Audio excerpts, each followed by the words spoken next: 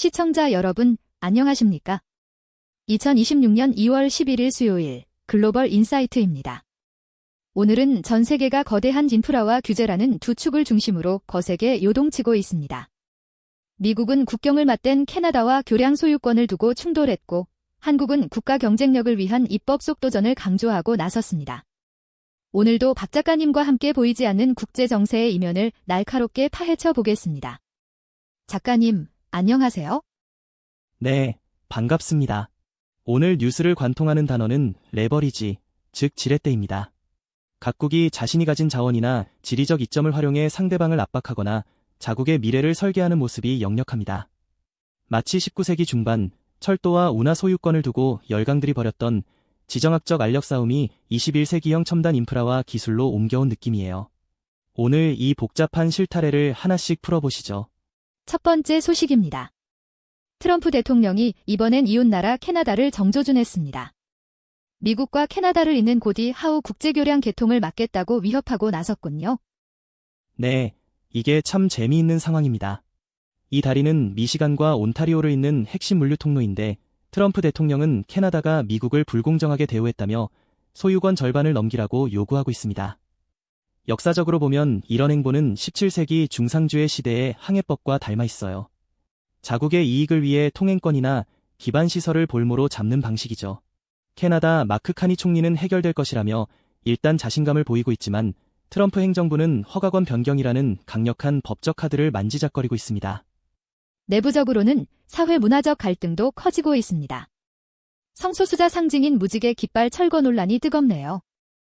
스토널 국립기념물에서 깃발을 치운 건 단순한 행정 조치가 아닙니다.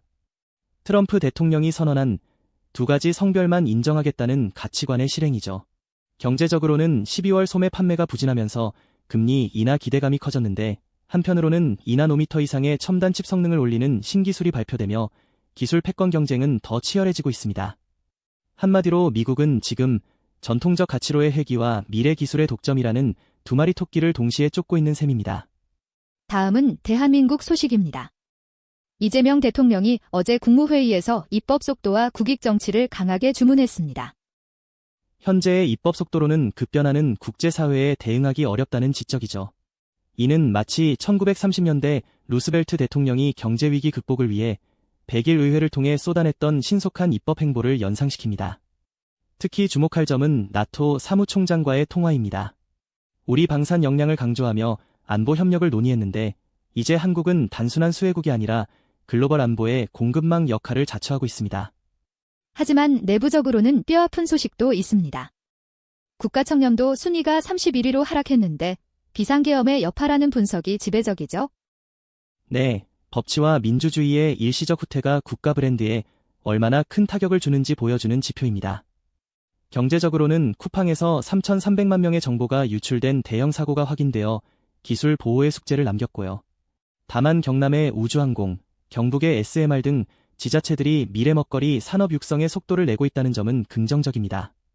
과거 우리가 중화공업으로 한강의 기적을 일궈냈듯 이제는 첨단기계 산업으로 제2의 도약을 준비하는 모양새입니다. 중국은 2026년 APEC 의장국으로서 본격적인 행보에 나섰습니다. 광저우에서 첫 고위 관리 회의가 열렸네요. 왕이 외교부장이 직접 나서서 축사를 했습니다. 중국이 다시 세계 무대의 중심에서 룰메이커 역할을 하겠다는 의지죠.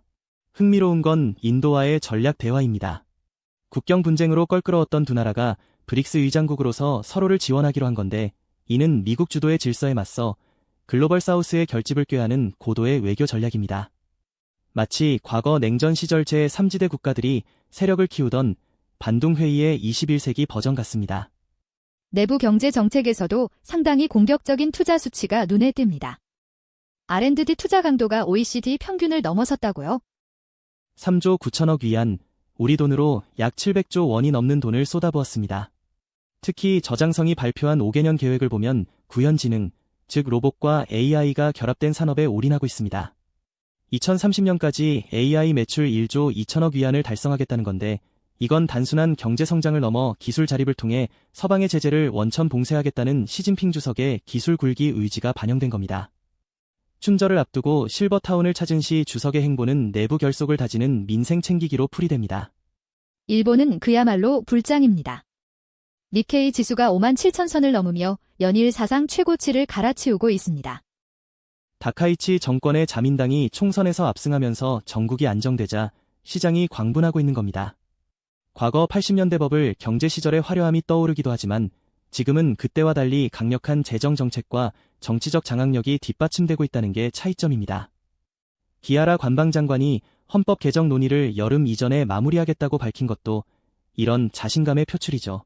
국가 채무가 1342조 엔으로 역대 최대지만 시장은 일단 강한 일본이라는 구호에 베팅하고 있습니다. 기술과 문화 쪽에서도 흥미로운 소식이 많습니다. 라인 야후가 인사 분야에 생성형 AI를 대거 도입하기로 했군요. 네, 업무 효율화뿐만 아니라 직원들의 자율적 경력 개발까지 AI가 돕겠다는 건데 기술의 일본다운 발상입니다. 소화용 근시 억제 콘택트 렌즈 출시 같은 실용적인 기술 혁신도 돋보이고요.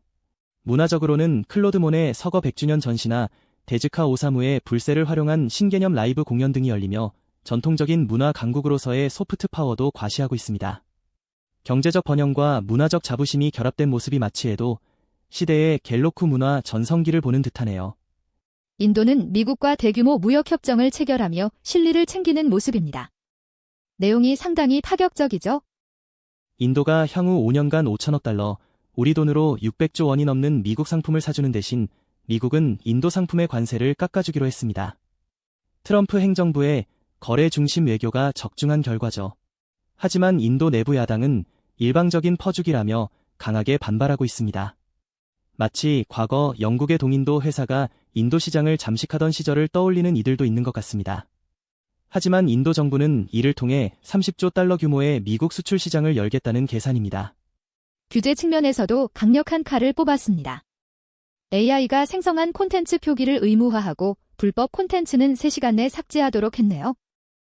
2월 20일부터 시행되는데 이건 전 세계에서 가장 강력한 수준의 AI 규제 중 하나입니다. 인구가 워낙 많다 보니 가짜 뉴스나 불법 콘텐츠가 사회 혼란을 일으킬 가능성을 사전에 차단하겠다는 의지죠. 안보 면에서는 그리스와 국방 협력을 강화하며 지중해까지 영향력을 뻗치고 있고 한편으로는 중국과 전략 대화를 하며 국경 안정을 꾀하는 줄타기 외교의 정수를 보여주고 있습니다. 인도의 이런 행보는 전형적인 실용주의 외교의 표본이라 할 만합니다. 프랑스 소식입니다. 실업률이 2021년 이후 최고치인 7.9%를 기록하며 경제에 빨간불이 켜졌습니다. 특히 청년 실업이 심각합니다. 기업 파산 건수도 올해 6만 9천 건에 달할 것으로 보여 지정학적 위기가 실물 경제를 덮치고 있습니다. 18세기 프랑스 혁명 직전에 경제적 고통과 비교하기엔 무리가 있지만 서민들의 삶이 팍팍해지고 있는 건 분명해 보입니다. 그래서인지 정부는 경찰의 권한을 대폭 확대해 경미한 위반 사항에도 벌금을 물릴 수 있게 하는 법안을 통과시켰는데 이를 두고 공권력 강화에 대한 우려의 목소리도 높습니다. 그런 와중에도 미래 산업에 대한 투자는 멈추지 않고 있습니다. AI 개척자 프로젝트의 지원을 시작했군요. 네, 1,000만 유로를 들여 23개 팀을 선정했는데 실업난 속에서도 기술 혁신으로 돌파구를 찾겠다는 마크롱 정부의 의지입니다. 또한 2050년까지 고령화 사회를 대비해 놓인 돌봄 일자리 20만 개가 필요하다는 연구 결과도 나왔는데 이는 프랑스뿐만 아니라 선진국 모두가 직면한 인구 통계학적 재앙을 어떻게 기회로 바꿀 것인가에 대한 화두를 던지고 있습니다. 캐나다는 앞서 말씀드린 미국과의 교량 갈등 외에도 내부적인 경제 우려가 커지고 있습니다. 캐나다 주택모기지공사가 2026년에 경미한 경기 침체가 올 수 있다고 경고했습니다. 높은 비용과 고용 불안정으로 주택 수요가 억제되고 있기 때문이죠. 게다가 국영기업인 캐나다 포스트는 파산 위기를 막기 위해 정부로부터 또 10억 달러를 빌려야 하는 처지입니다. 마치 거대한 함선이 서서히 가라앉는 것을 막기 위해 쉴 새 없이 물을 퍼내고 있는 격이죠. 하지만 국제사회에서는 상당히 활발하게 움직이고 있습니다. 마크 카니 총리가 미넨 안보회의에 참석하네요. 네, 에너지 안보와 우크라이나 지원 등 글로벌 현안에서 목소리를 키우려 합니다.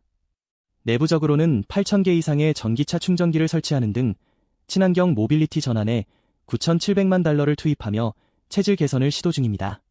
미국과의 교량 분쟁이라는 거대한 암초를 만났지만 카타르와의 문화의 해 사업을 통해 외교적 다변화를 꾀하는 등 캐나다 나름의 생존 전략을 짜고 있는 모습입니다. 마지막으로 러시아입니다. 경제가 겉보기엔 멀쩡해 보이지만 실상은 수십 년 만에 최악의 인력 부족에 시달리고 있다고요? 2030년까지 무려 1100만 명의 노동자가 더 필요합니다. 전쟁으로 인한 인명 손실과 인구 구조 변화가 맞물린 결과죠. 그래서 러시아가 손을 내민 곳이 북한과 인도입니다. 인도인 취업 허가 건수가 급증했다는 건 시사하는 바가 큽니다. 과거 소련 시절 부족한 물자를 배급으로 메웠다면 지금은 부족한 인력을 수입으로 때우려 하는 겁니다. 하지만 공공요금 급증으로 민심이 흉흉해지자 당국이 조사에 나서는 등 내부적인 균열 조짐도 보입니다. 미국 트럼프 대통령의 압박에 대해서는 의외로 신중한 태도를 보이고 있습니다. 라브로프 외무장관은 과도한 낙관론을 경계한다며 선을 그었습니다. 트럼프가 우크라이나 전쟁을 끝내겠다고 공언하지만 러시아 입장에서는 확실한 양보 없이는 움직이지 않겠다는 기싸움이죠. 주식시장이 하락하고 경기 침체 경고가 나오는 상황에서도 푸틴 대통령은 백세 참전용사를 챙기며 애국주의를 고취하고 있습니다. 겉은 단단해 보이지만 속은 타들어가고 있는 이른바 포템킨 경제의 위태로움이 느껴지는 대목입니다. 간략한 글로벌 단신들 전해드립니다. 아프리카 돼지 열병 위기 경보가 여전히 심각 수준을 유지하고 있어 농가들의 주의가 필요합니다.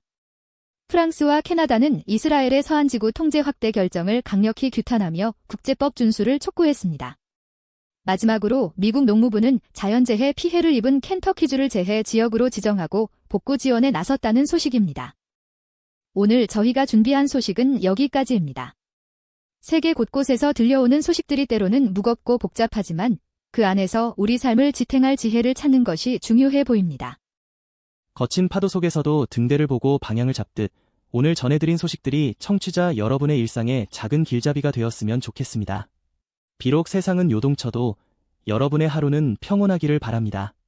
네, 저희는 여기서 인사드리겠습니다. 오늘 하루도 활기차고 행복한 시간 보내시길 바랍니다. 감사합니다. 좋은 하루 되십시오. 감사합니다.